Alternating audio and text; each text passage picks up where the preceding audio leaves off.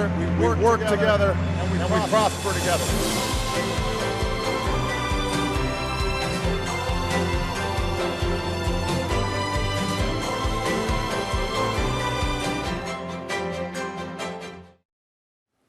Hello, and welcome to everyone wanting to learn more about the real-life experiences of being an international student in the United States. I'm Jennifer Donahue, and I'm the Assistant Director for International Student Services at the George Washington University here in Washington, D.C. Today's program is brought to you by Education USA, a United States Department of State network of over 400 advising centers in 170 countries, where millions of international students each year find information about how to apply to accredited U.S. colleges and universities. We're joined today by 3 students who have come to the U.S. to continue their studies. Perhaps we'll have you introduce yourself and let us know your home country and field of study here in the United States. Alejandro, why don't we start with you? Hi, I'm Alejandro. I'm from Venezuela, and I studied international relations and international business. Hi, I'm Ishaba. I'm from Bangladesh, and I go to GW, and I study organizational sciences. Hi, I'm Patrick Wan. I come from China. I study international economic relations at American University. Welcome. You can join the conversation by signing into the chat space next to the video on this screen. You can also ask your questions via Twitter with the hashtag #StudyInTheUSA. We'll begin answering your questions in real time momentarily, but let's first go to our viewing audience in Brasilia. Hi, Brazil. Thank you all for joining. Do you have a question for any of our students?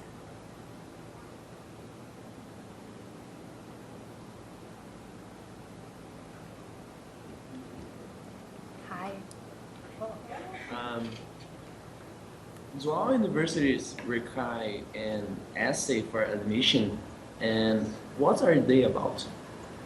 So writing an essay for admission to a U.S. institution of higher education, you've all had experience doing that. Patrick, do you have some ideas to share? Well, I came here for a master's degree, and it is a little bit different than undergrad education application. But yes, I need to write a personal statement as well. Yeah, and that basically is an essay that's saying why do you want to study in this program, and what do you plan to do with this program after you graduate. And Ishaba, bringing our undergraduate experience, yes, share. Yeah, I had to write a couple of essays, actually. It depends a lot on the university you're applying for, because every university has a different requirement for their essay. You'll probably have to write a personal statement, which is basically just declaring yourself and telling the university why they should pick you. And then aside from that, you'll probably have to write an essay about a topic that they give you, or about someone who inspires you, or a moment that changed your life. Anything that sort of is convincing enough to have them admit you. Mm-hmm. And Alejandro, what was your experience? Yes, I also had to write an essay for American University, and it's mostly about a life experience that you've had, and it's something that really makes you stand out so that you can be admitted into the university. Mm-hmm. Wonderful. Do you have any more questions for us, Brazil?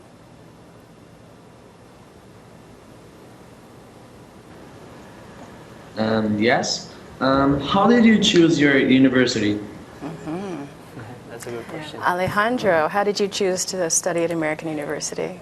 Well, when I got accepted into American University, they told us to come in for like a acceptance day, and we got a chance to look at the campus. And for me, it was really the campus. The campus at American is really nice and it's really beautiful. And I mean, I knew that American had a very good program in international relations, and that's why I decided to go to American University. Yeah, it's very attractive. And Ishaba at George Washington University? Yeah, for me it was all about location. I was born and I grew up in a city, so I didn't want to go to a school that wasn't in the city. I didn't want to have to sit on a train for 30 minutes just to go into the city. I would rather have been there.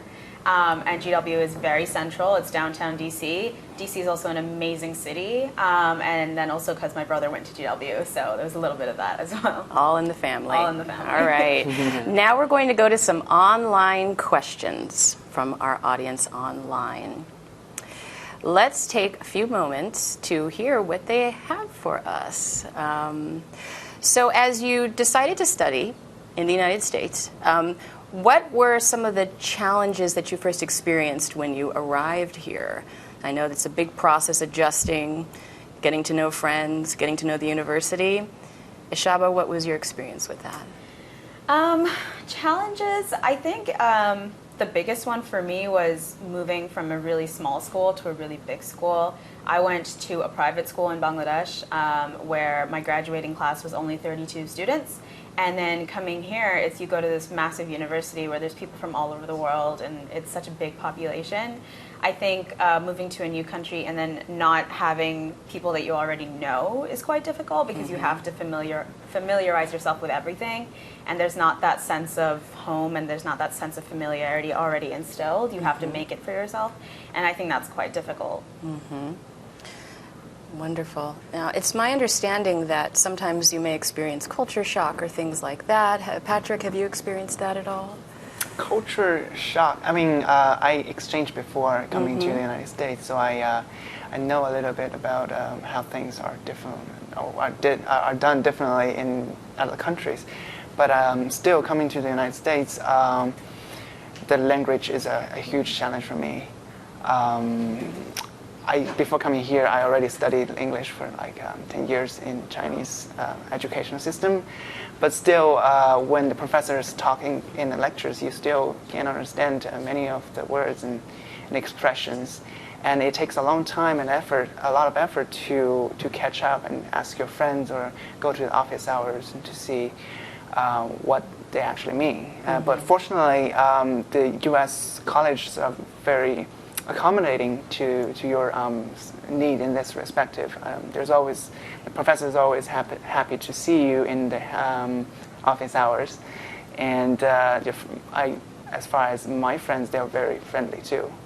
Wonderful. Yeah. So you were all abroad and you're thinking about studying in the United States. What made you want to do that, Ishaba? It was sort of inevitable that I was going to come here. My parents really value an American education. Even while I was in Bangladesh, I went to the American International School. So it was going to happen. There was no other option. I didn't consider any other country. The U.S. was just my only option.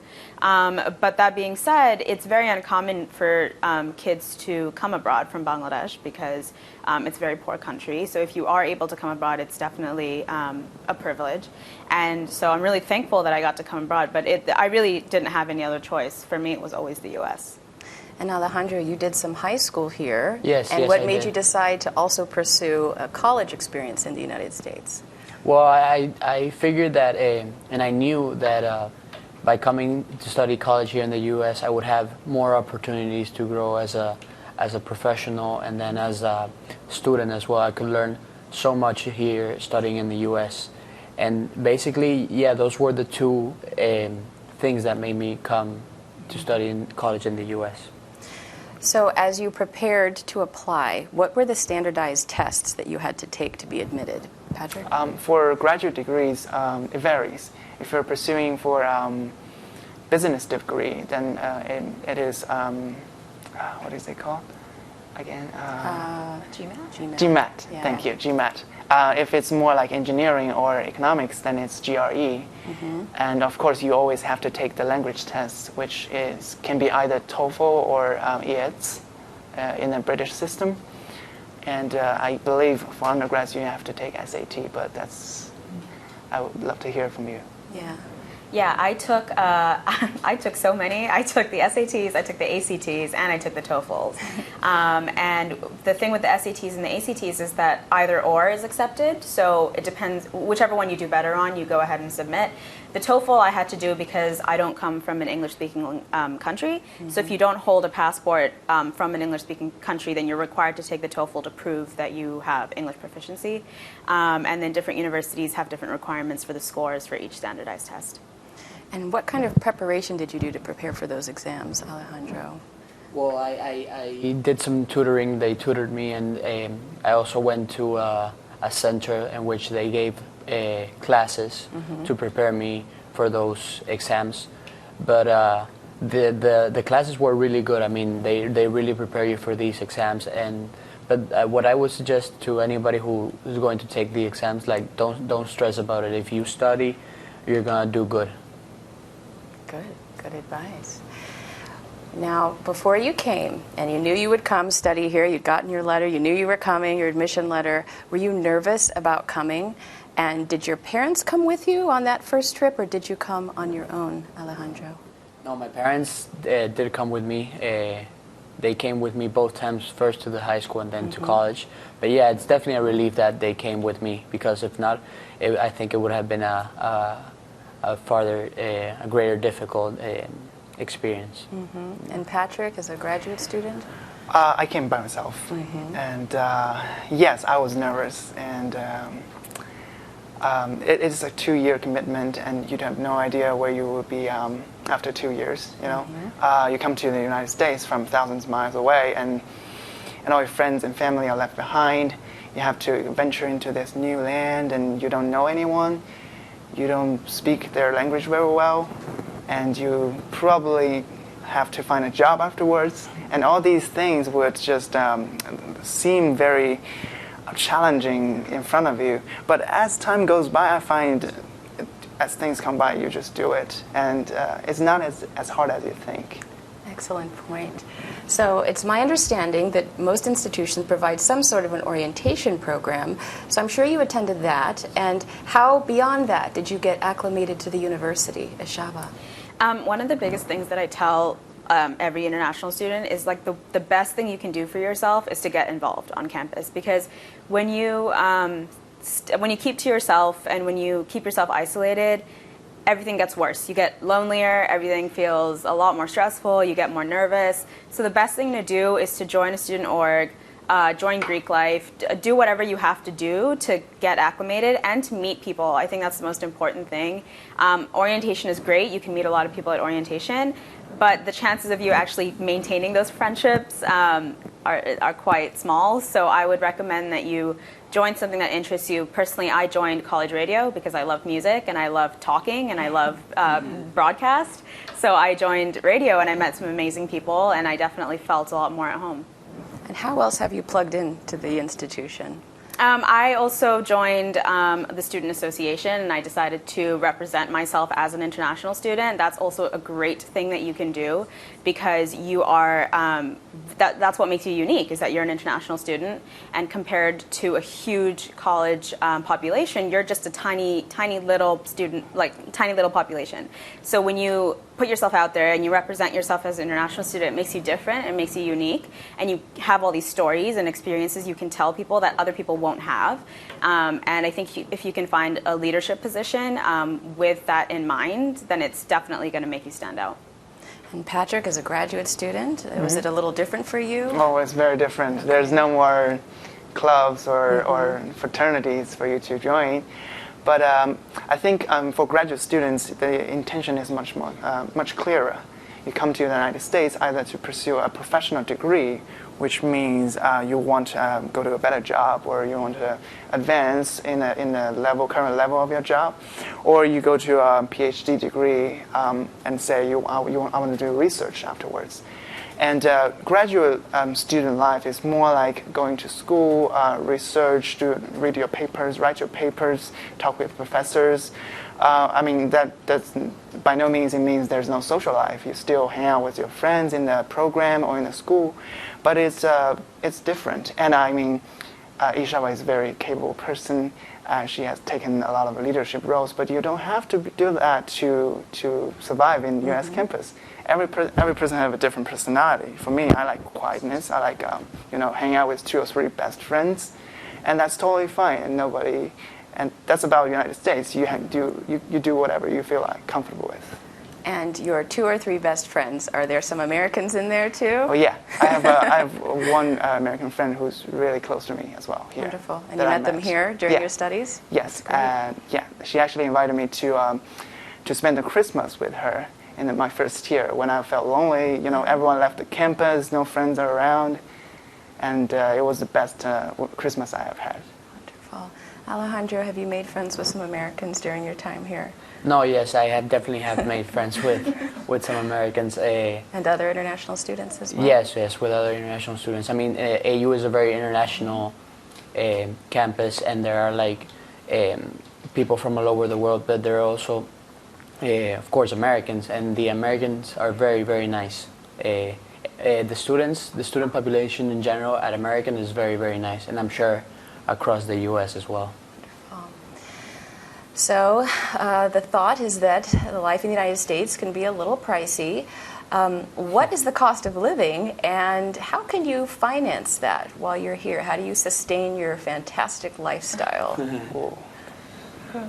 I think it differs from person to person.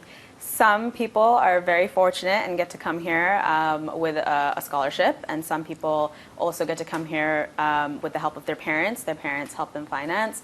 But if you are one of the few people who has to pay for college by yourself, it can obviously be a struggle. And I think it's just all about finding the right job and doing well in your studies and just like maintaining your legal status, just to not so as to not get deported.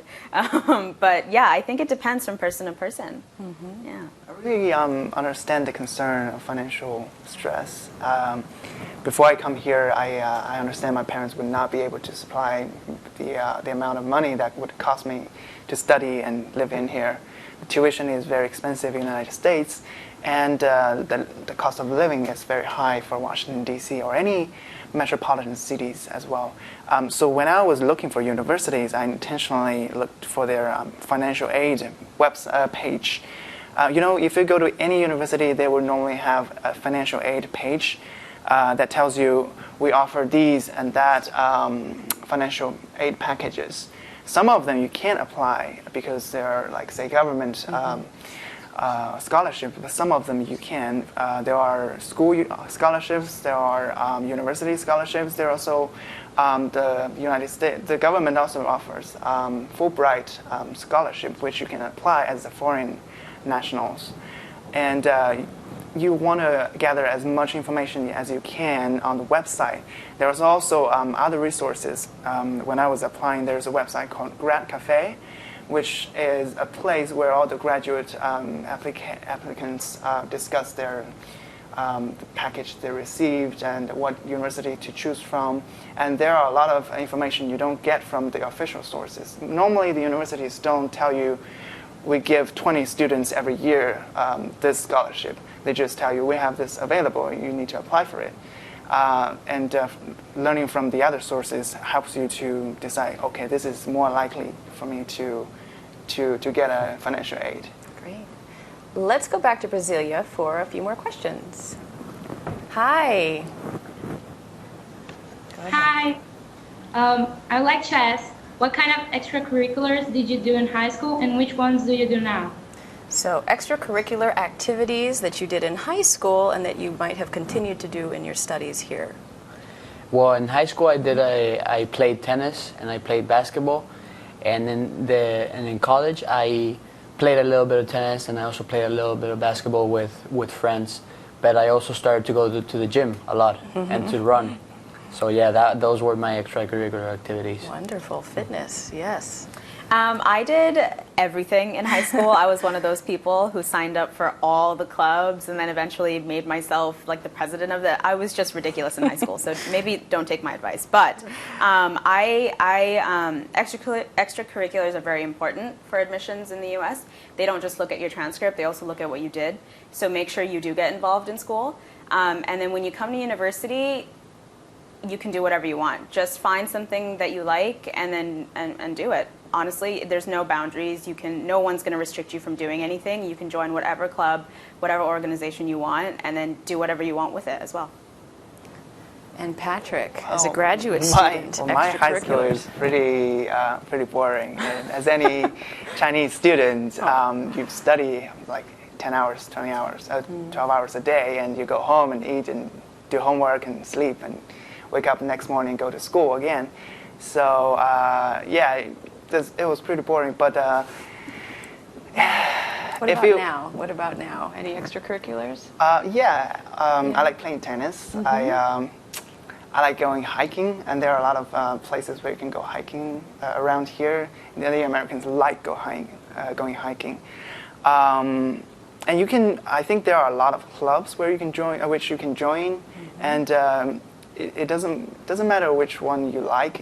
There's always the people, the group that fits your interest. That's my feeling. Activities make well-rounded students. We have time for another question from Brazil. How different was the student-teacher relation when compared to high school? So how did the relationship with your teachers change from the high school setting to the college setting, Alejandro? Well, compared to high school in Venezuela, teachers in Venezuela are less approachable than teachers here in the United States. And here in the United States, you can definitely go to the professors and talk to them, and they want to see you do well in school, and they want to get to know you and know what are your interests and what are your hobbies, and you can really build on the student-teacher relationship. Wonderful. Patrick, have you had the same experience? Yeah, I think high school in China and colleges in the United States are entirely different.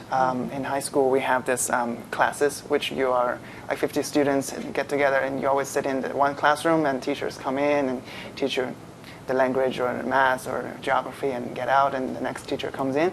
But in college, you make your own schedule of classes.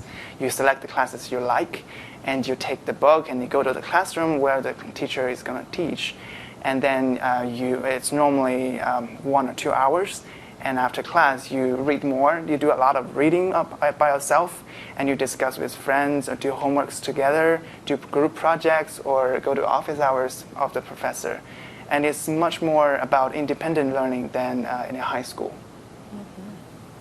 Thank you, Brasilia, for the wonderful questions. Our online audience can continue to ask questions to our students joining me here in the chat space. You can do so by logging into the chat or via Twitter by using the hashtag #StudyInTheUSA. So, what is the U.S. classroom like? And how is it different from the classroom experience in your home country? And is it fun? Do you enjoy it at the master's level? What do you think? Is the classroom experience fun, interactive? In the master's level, it's more academic, more professional. Especially, I study in a professional school, which focus on international affairs. You talk about real reality in the world. Say, for example, the trade agreement between China and U.S., and you talk about how this agreement come into being, and it's very professional. It's not for fun, but the teaching style of professors still differ. Some are more fun, some are more like read the text and let's discuss, right? That kind of thing. But it's very different in terms of classroom setting than in China. And have your English language skills improved from when you first started your journey studying here in the United States, Alejandro? Definitely. Yeah. I believe that once you make that step to come and study here in the United States, your English will definitely improve because you'll have to write essays and you'll have to make presentations, oral presentations, and you'll have to go and talk to a professor. So there are a lot of opportunities that for your English to improve, and you'll see that because you're doing all these things that your English will definitely improve. And Ishaba, as you've known friends over the course of your experience as an undergrad, have you, other international students, have you seen their English language skills improve? Oh, definitely, definitely. I think it just sort of happens. You're like Alejandro said, you're forced to talk to professors, you're forced to interact with other students, and it requires you to improve your English whether you like it or not. You're going to have to do it. And it's the primary language here, so knowing a little bit definitely helps. But when you do go to school here for 4 years, it definitely improves. Like even myself, even though I spoke English fluently, coming here, my accent's gotten so much stronger. So yeah, it'll change. It'll happen. So if you're worried that you won't be able to communicate, don't worry about it. Okay. Just listen to Ishaba speak in English, and you'll see how it's like. Yeah. So I know as undergrads and sometimes even as grads, we kind of change direction. We may change our major. If a student enters studying liberal arts, can they later change a major, change focus, change to a different program? Did any of you do that? And what was your experience like? Well, I personally didn't do it, but I know a lot of people who have done it, and there's no problem with it. I mean, it's totally fine to have different interests midway through your undergraduate studies, and sometimes what they advise you to do if you don't know what you really want to study is that you can, the first 2 years of your undergrad career, you can take a lot of different courses. Like electives. Yeah, electives, and try to figure out from there what really interests you, what are you really passionate about. But yeah, there are a lot of options to choose from. Smart. And Ishaba? Yeah, the great thing about American universities is they don't require you to come in with a major. So you can come in undeclared and then take some electives and decide what you want to do. And you can change your major. I believe you have until second semester sophomore year to decide what you want to do. Second semester sophomore year is your fourth Junior? semester. Yeah. And you can decide what you want to do. So yeah, if you don't know what you want to do, don't worry about it. Okay, we have some online questions. Dieter from Albania, hi Dieter, asks, when is the best time of year to start looking at your options for applying to schools in the United States? What was your path? I would say probably start as soon as possible. Look at the schools and know. The most important thing I see a lot is students come to the United States not knowing what they want to do. And it's not, I mean, at undergrad level probably that's okay, but at graduate degrees, really you're devoting 2 years or more, 5 years for a PhD to do one specific things, and you really want to make sure that's what you want to do. And I think in terms of process, you probably want to start applying or improving your language skills, prepare for GRE and TOEFL in your third year of college, if it's a 4-year degree. And by the beginning of the 4th year, you should finish all the tests and be able to submit the applications, because for the top universities in the United States, deadline is normally like much earlier than others, I'd say in September or October. Yeah. And as you started thinking about studying here, how did you choose which institution to attend? Was it looking online at websites? Was it talking to friends? Was it word of mouth? Was it experiences? Was it alumni? How did you decide ultimately? What inspired you? Yeah, so the advice that my high school counselor gave me in terms of school is everyone might, or everyone should, or everyone maybe does, have like a dream school, like a school that you really, really want to go to. Put that on the top of your list, and then come up with some schools that you can definitely get into, and then put schools that are your safety schools that you would maybe go to if you didn't get into anything else on your list. And then once you have I think probably a solid list is probably made up of like 10 universities. You apply to all 10, and then whichever one you get into, you get time to decide. I started thinking about this the end of 11th grade because I knew that 12th grade meant taking SATs and taking other like school exams, and that I had to have made a decision by December of my 12th grade. So as soon as you're done with 11th grade, start thinking about it, and if you're able to, do college tours. If you're able to travel to the U.S., then I definitely recommend it. Now, in the classroom setting, what would you say is the most interesting class you've taken in college? And it could have been it could have been a tennis class, but what was the most interesting topic? That's a good question. I would have to say that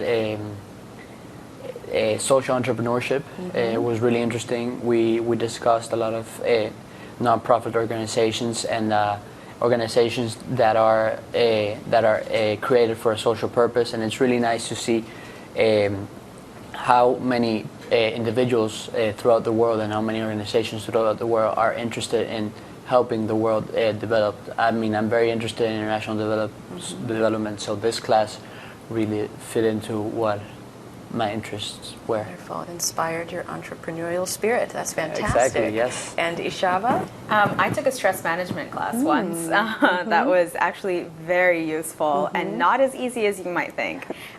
It was very helpful. I took it during one of my most stressful semesters, so I figured that taking it would help me get through the semester, and it definitely did. And you learn so much more about staying calm and managing your stress and all the stuff that your body does when you're stressed that you never knew that it did, and you learn all the skills to control it, and it's a very useful class. That's wonderful. Patrick?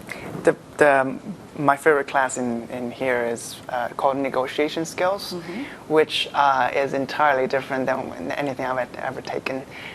We still read books. We read what people analyze about negotiations, but the majority of the class we spend in group settings, and we discuss cases. For example, we represent different countries and talk about the pressing issues between different countries. Why I don't agree with you, why we have conflicts, and how do we negotiate with each other so we can avoid the worst outcome and make a agreement that is best for everyone.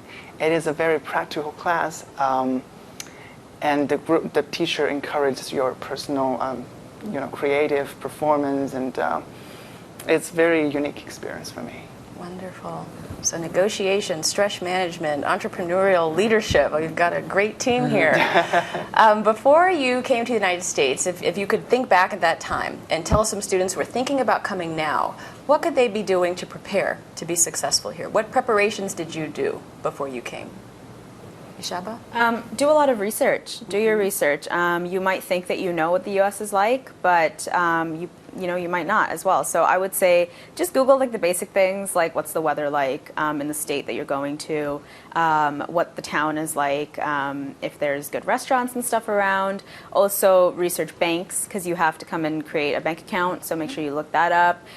Things like what phone line to subscribe to, apartment options, dorm options. Just do your research. I would say spend a solid 3 or 4 hours doing research. I think it's really helpful, and it'll teach you a lot of things, and you can also teach your parents so that when you guys come together, they're not overwhelmed with all this information because you know a lot of it.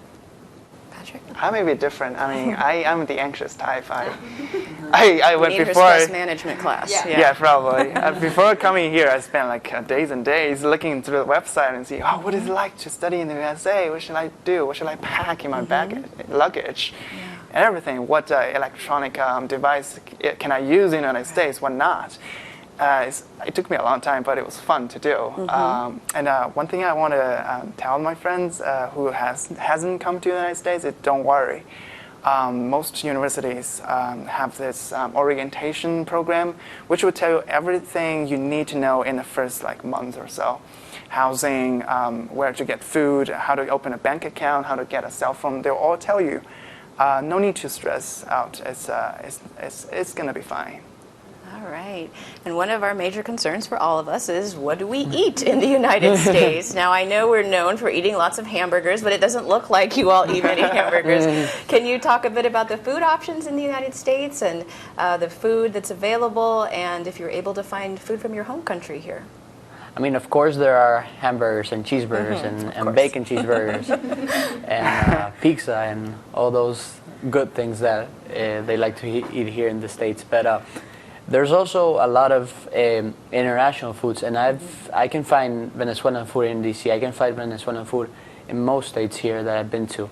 And there are a lot of options. There's Ethiopian food, there's Indian food, there's Chinese food, there's all kinds of cuisines. So in terms of food, you have a wide range of options.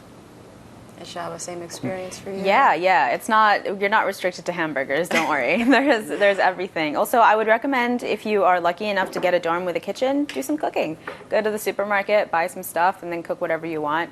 I do it, and I love it. And so, I mean, also, if you move to a major city, you'll find everything that Alejandro said that you'll find and more. But if you move to a smaller town, it might be a little bit more difficult. But I say go explore and see what your options are.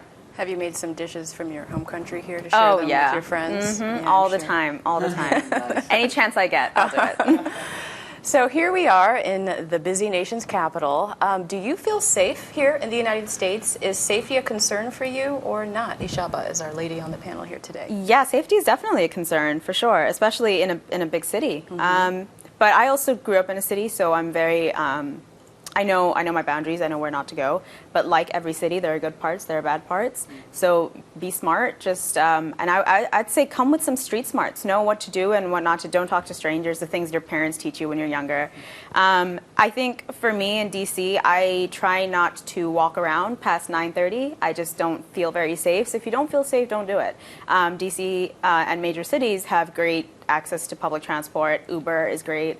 So make use of it and just, just use your head a little bit. Don't make any stupid decisions on the street. Patrick? Yeah, well, it really depends on which neighborhood you live in and which city you are in. If you're in the Midwest, I'm sure if you, at around 9 o'clock, you walk on the street, there's no one over there. And if you're in New York, it's probably going to be much crowded. And if you still hang around in a bad neighborhood around midnight, then you're going to get in trouble, right? So it really, you have to do your research and take it seriously. But on the other hand, I don't worry about my safety at all. Yeah. Okay. Let's go back to Brasilia for a couple more questions and thoughts from our audience there. Hi there, I'd like to ask what kind of supper service are usually offered there? So I think that's the food dining service, yes, for those of us who have lived on campus. Ishaba, what's it like? I guess you're cooking for yourself, but... Yeah, I mean, every university will have a cafeteria or food options, and you will get meal plans as well, which basically means that the money for food is in a little card and comes with plans, like 10 meals per week or 10 meals per month. And I don't know, it kind of depends on whether or not you like campus food. I can't say much about it. I don't really eat on campus. But we are lucky enough that we live in a metropolitan city, so we have more access to food outside the school cafeteria. Like GW has all these different food options like Sweetgreen and Whole Foods, which is amazing. I don't know about AU, but I'm sure AU does too. So yeah, it depends on the type of campus you're in, but there's cafeterias, so don't worry about food. What's the campus food like at AU? Be honest. Food is pretty good. I mean, it has gotten better throughout the years. And but there are options. I mean, in AU alone, there's a Subway and there's a Starbucks inside the campus, but there's also a dining hall that has a lot of food options. And there are like we were talking, there's healthy options like salad and your vegetables and your fruit, but then you also have your American food, your cheeseburgers, your pizza, your anything that you like. The good stuff. The good stuff. Yes. There's even one Asian food. Yes, On there is. campus. Exactly, yes. Yeah. Wonderful. Sean from Trinidad has a question for us. As someone from a tropical climate, would you recommend applying for the fall or spring semester? Okay, so I actually have an answer for this All because right. I came from a very, very tropical place, and I applied in the spring. And I came in the spring because I didn't know what the cold was going to be like, and I didn't really want to experience it, to be completely honest. And the thing with applying in the spring is that you will still experience the U.S. winter, because the U.S. winter lasts until about March-ish, and then spring comes along, and then you're sort of like that. It's summer, and it goes from really cold to really hot, depending on where you are. So I would recommend coming in the spring, but I think the fall is great too, because the fall is when everybody comes, and that's the best time of year to meet everyone. Yes. Plus, the fall is beautiful in the U.S. It's stunning, and I've never experienced fall. I come from a country that only has 2 seasons, so experiencing 4 seasons is awesome. So either or. And as she pointed out, it will vary depending on if you're in the East Coast or the West Coast. As a Californian, it's a very different experience for me. Arturo from Mexico asks, about college life, I'm planning to study computer science in the U.S., but I would also like to do a minor in music. Do you think I'll be overwhelmed? Juggling it all. How do you do it No, all? I don't think so. I mean, if you plan your schedule and you are really passionate about studying computer science as well as music, I mean, go for it. I don't see the point of not doing it. And if once you start studying the things that you want to study, you'll feel good about what you're doing, and you'll get more involved, and you'll be happy. Your time here in the U.S. will be better. And Patrick, what do you think about if someone wants to study 2 tracks while in graduate school? What would that look like? We have students who do JDMA degrees, which means a doctor's degree in law and also a master's degree in international affairs. It's doable. It takes longer. You might be tired, a little bit more tired than the others, but it's definitely doable. So reflecting on your experiences here, if you could go back in time and talk to yourself, right, what would you do differently? Is there anything you would have done differently before coming here as a college student? Before coming here, or when you first get here? Oh, I guess all of it. So is there anything you would have done differently to prepare? And then as you merged into the campus life, how would you have handled it differently if you could? I would say get your priorities straight. You're coming to the U.S. to study, but that being said, it's not like you should restrict yourself to everything else that the U.S. has to offer. So I think what I would tell myself is focus a little bit more on the studying because I think I got really caught up in the social aspects of being in a new country by myself and being young and being around all these new people. Definitely don't sacrifice school. That's what you're here for. So make that your priority. And come up with a balance is probably what I would tell myself. I mean, I'm good at it now, but I wasn't when I first got here. So definitely keep that in mind. And Patrick? If I can tell myself about something before coming here, I would definitely say improve English. Learn more vocabulary and practice it more. But I mean, in terms of classes, you'll learn once you get here. There's no need to worry about it before coming here. It hasn't even started. But I do wish I could have. I had hang out more with my friends in China before I came here, because normally once you come here, it's rather it's hard to get to meet them again in every year or two. Alejandro, if you could talk to yourself from a few years ago, what would your message be to self?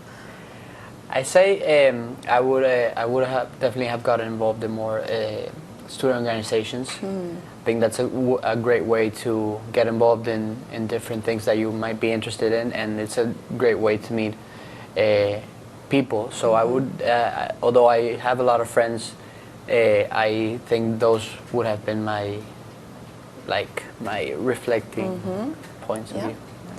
So I've heard a little bit about orientation. Are there other support services on campus that help you while you're living in the United States? Patrick, do you have some One of the ideas? great services the American universities provide is called Career Service.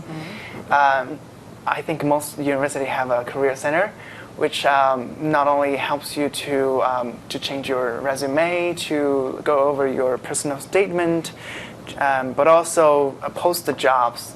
The Career Center specialists, they actually go out and connect with the employers and see, okay, do you have any positions available? And they'll post it on your on-campus jobs, and you can apply for them. And it's much easier to land a job from inside than going out to the market and compete with everyone else in a society. I think that's a great organization on campus.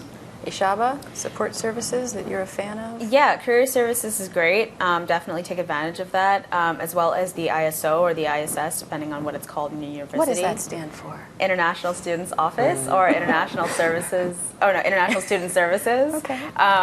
Basically, an office that deals with you as an international student. They're a great resource because they have all the information that you might need. Also, if you're ever concerned about whether you're doing something wrong or how to do something right, they're the people to go to. And I would also say is if you're lucky to go to a university that has a student org that's just meant for international students, join it because it's a great way to meet other international students and to not feel like you're constantly having to depend on administration because you have other students who can also help you. So yeah, look for the ones that are definitely going to lead you towards a brighter future. Great comments. There's also the health center and the wellness center. yeah. So if you're feeling sick, you can most definitely go to the health center. Or if you're feeling homesick or are going through a rough patch, you can definitely go to the wellness center. And they have people that want to help you, and they're specialized in these sorts of things. Let's go back to Brasilia for a couple more questions. Go ahead.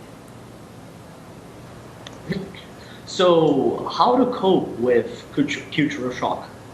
The culture shock question. So, as you left your home country and merged into the United States, was there a little bit of a shock that you went through, where you might have been excited at first and then things kind of went downhill? Perhaps they came back up. What was your experience? I don't remember. Yeah, you blocked it out. Yeah, That's okay. I think I was really excited when I got here, and the culture shock didn't hit me for a while. I think once I realized that my parents aren't here, and once I realized that I'm not going to be able to get my comfort food when I want it, or that I'm not going to be able to talk to my parents when I want to, that's when it was like, okay, this is real. I'm in a new country by myself. I have no one. I'm completely independent. And if I'm homesick, well, too bad. You know, like I just kind of have to deal with it until it's like a proper time in that respective country to call them and talk to them. So yeah, you know, it'll come to you, and it still comes to me. I still get culture shock to this day. You know, I've been here for 3 years, but it still happens. If it happens, you just have to sort of learn to cope.